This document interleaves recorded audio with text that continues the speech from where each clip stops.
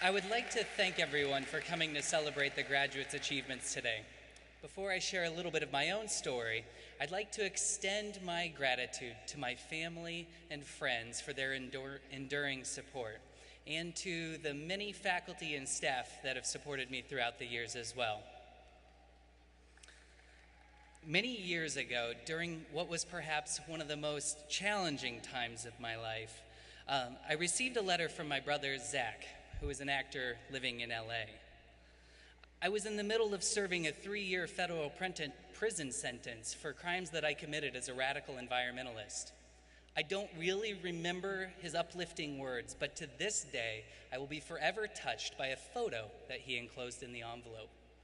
In what might epitomize the apartment of a young artist, my brother had taken a permanent marker and written quotations all over the walls of his apartment from his favorite actors and filmmakers. The photograph captured a quote from the filmmaker John Cassavetes, which read, "As an artist, I feel that we must try many things, but above all, you must dare to fail. You must have the courage to be willing to risk everything to really express it all." I still have this photo, and at its heart, I believe that this idea challenges us to not let a fear of failure stop us from trying to reach our dreams.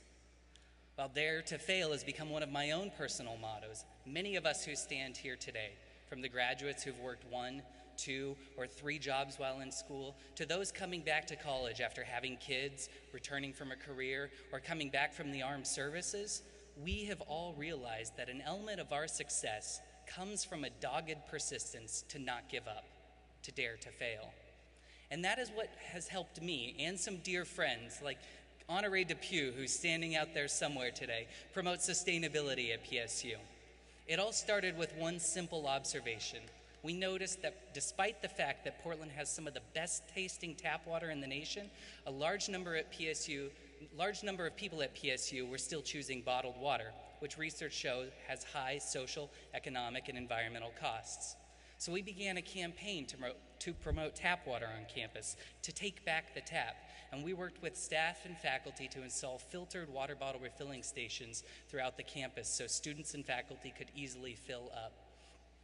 From our first water bottle refilling station in 2009 to the more than 20 scattered across campus today, we've continually dared to fail.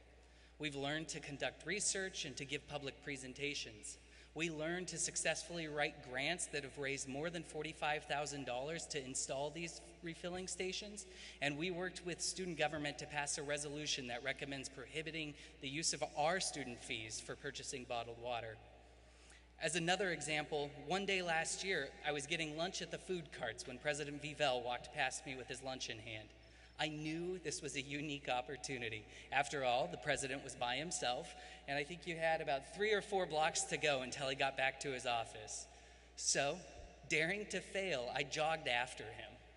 When I caught him, he asked me who I was and what I did at PSU. Feeling the need to establish credibility as quickly as possible, I blurted out, "I'm PSU Student Employee of the Year and Oregon Student Employee of the Year, and I want to talk to you about tap water."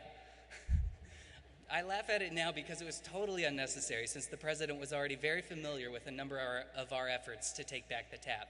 But as a result of that impromptu chat, we were able to schedule a more formal meeting, which ultimately resulted in the president's decision to create a sustainable drinking water task force to better promote sustainability at PSU. While there is still much that needs to be done, we've worked with many people across the campus to change the everyday culture at PSU. If you walk into Smith Memorial Student Union at lunchtime, you'll often see a line of people at the refilling station waiting to fill up. And knowing that empiricism reigns supreme at an urban research university, we've had a flow meter installed on this one station in Smith, which allows us to measure exactly how much water is dispensed. I'm proud to say that this one station of 20, has saved more than the equivalent of 125,000 16-ounce bottles of water from ever being produced.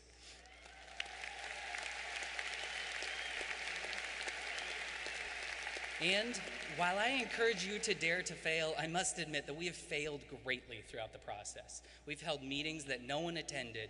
We've talked with people that told us no, and we've spent our time sometimes neglecting our studies to write grants or apply for awards that we never received.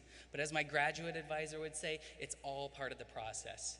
Or, bear with me here, putting it in an entirely different context, as Michael Jordan once said, I've missed more than 9,000 shots in my career. I've lost almost 3,000 games. 26 times I've been trusted to take the game-winning shot and I've missed. I've failed over and over and over again in my life, and that is why I succeed. And that is why I want to challenge you all to dare to fail. When you consider that the news headlines from the most privileged country in the world are filled with headlines about global warming, losses in biodiversity, increases in social and economic inequality, disinvestments in public education, and a general breakdown in the overall sense of community and social responsibility that once made our country great, I hope you'll realize that we, as a society, have much work to do. So today, I challenge you to take PSU's motto to heart. I challenge you to let your knowledge serve the city, to find a little place where you can start to make change, and to not take no for an answer. I challenge you to dare to fail to solve some of our society's most pressing problems, because from my own experience, I know that although it will take some time and some defeats, it's true that a few dedicated people can indeed change the world. Thank you. Great job.